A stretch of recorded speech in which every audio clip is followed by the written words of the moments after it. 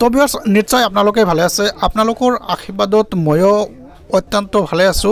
তো আমাৰ মুখ্যমন্ত্ৰী ডক্টৰ হিমন্ত বিশ্ব শৰ্মা ছাৰে যি কথা দিছিলে সেই কথা আখৰে আখৰে পালন কৰিছে ভিডিঅটো সম্পূৰ্ণ শেষ লৈ চাব এই যে ডাল চিনি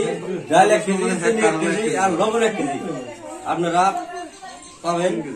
117 টাকা করে জমা দিয়া এই বস্তুটা নেওয়া লাগবে তাই আপনারা নেবেন আজকে ফার্স্ট ওপেনিং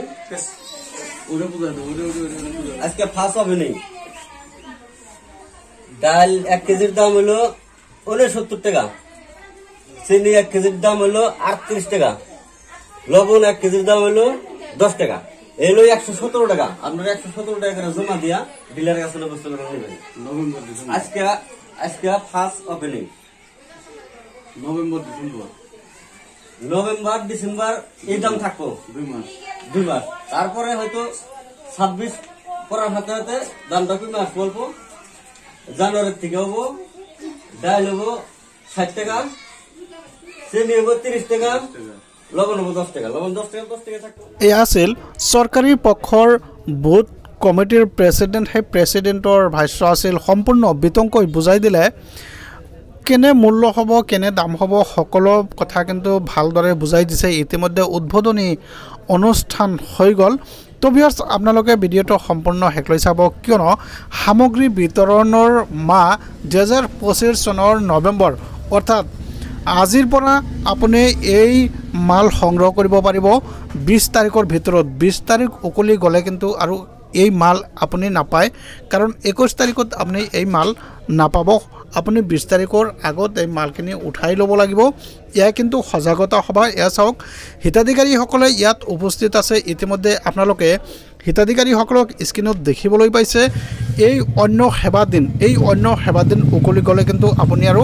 এই মাল নাপাব আৰু প্ৰত্যেক হিতাধিকাৰীক অনুৰোধ জনোৱা হৈছে এই মাল কিন্তু সকলোৱে সংগ্ৰহ কৰিব লাগিব আৰু এই মাল সংগ্ৰহ কৰোতে প্ৰত্যেকটো কাৰ্টতে 117 টকাকৈ আপুনি ভৰিব লাগিব নিশ্চয় ইয়াৰ কিছু হকা পাব জানুৱাৰীৰ পৰা আপুনি 1 কিলো মচুৰ দাল পাব 60 টকাত আৰু 1 কিলো চেনি পাব আপুনি 30 টকাত আৰু 1 কিলো নিমখ কিন্তু 10 টকাই দিব লাগিব ইয়া কিন্তু এই এৱাৰনেছ প্ৰগ্ৰামত সম্পূৰ্ণ বিতংকৈ বুজাই দিছে ইয়া চাওক যি দৃশ্য আপোনালোকে দেখিবলৈ পাইছে ইয়া কিন্তু সুলভ মূল্য দোকানীৰ ঘৰত এনেকুৱা এৱাৰনেছ প্ৰগ্ৰাম আমাৰ অসমৰ প্ৰত্যেকখন জিলাতে আৰু প্ৰত্যেকখন গাঁৱৰ যি সুলভ মূল্যৰ দোকানী আছে সেই দোকানীৰ ঘৰত কিন্তু এনেকৈ এৱাৰনেছ প্ৰগ্ৰাম আৰম্ভ হৈছে আৰু এই অন্য সেৱা দিনত আপুনি মাল সংগ্ৰহ কৰিব লাগিব নহলে কিন্তু আপুনি এই মাল নাপাব 21 তাৰিখত কিন্তু আপুনি এই মাল নাপাব কাৰণ আপুনি 20 তাৰিখৰ পূৰ্বে কিন্তু এই মালখিনি সংগ্ৰহ কৰিব লাগিব এটা কাৰ্ডতে 1 কিলো নিমখ 1 কিলো চেনি আৰু 1 কিলো মচুৰ দাল দিয়া হ'ব বুলি এই এৱাৰনেছ প্ৰগ্ৰামত ইতিমধ্যে উল্লেখ কৰা হৈছে